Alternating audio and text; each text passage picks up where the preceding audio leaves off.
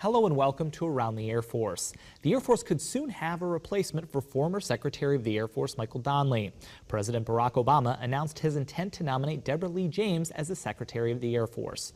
Deborah Lee James is currently the President of Technology and Engineering Section at the Science Applications International Corporation. She began her national security career as a professional staff member in the U.S. House of Representatives on the House Armed Services Committee from 1983 to 1993. For more on this story, visit AFLink. Air Force pararescuemen have to be ready to assist in any situation which comes their way. Staff Sergeant John Archiquette shows us the process these airmen go through before answering a mission's call. It's just another day in the office for these pararescue airmen in Camp Bastion, Afghanistan. Except for the fact that their office is actually an HH-60 Pavehawk helicopter. Loaded with equipment for both defense and personnel recovery, these mobile trauma centers are carefully and strategically loaded before every shift, according to Senior Airman Christopher Thomas. You know, there's a lot of stuff on there. You know, basically say it's like a little mini surgery room back there, but everything is organized. So any way you load the patient in, you can basically grab whatever you need at any given time to execute. Just one to say MOGAS 58 RQS. Trust those ones. The pararescuemen, pilots, and crew work 2 12-hour shifts every day and meet prior to shift change to discuss past and future missions.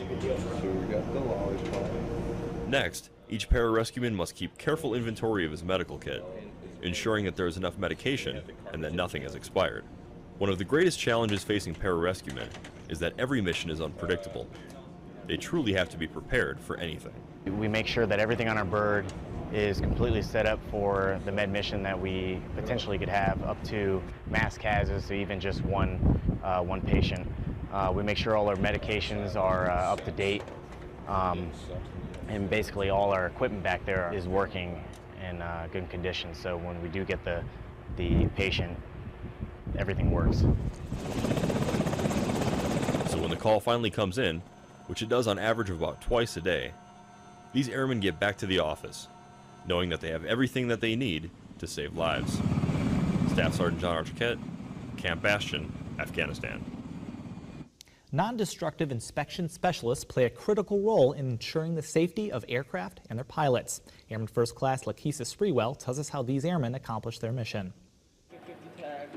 Every day brings a new and challenging task for Senior Airman Hector Chacon from Aviano's Non-Destructive Inspection Shop, or NDI. A lot of times he doesn't know what's in store for him on a daily basis until he walks into the shop. For the most part, always doing something different. Today we'll be looking at this engine, and tomorrow we may be x-raying another aircraft, or maybe a transit aircraft might require our assistance.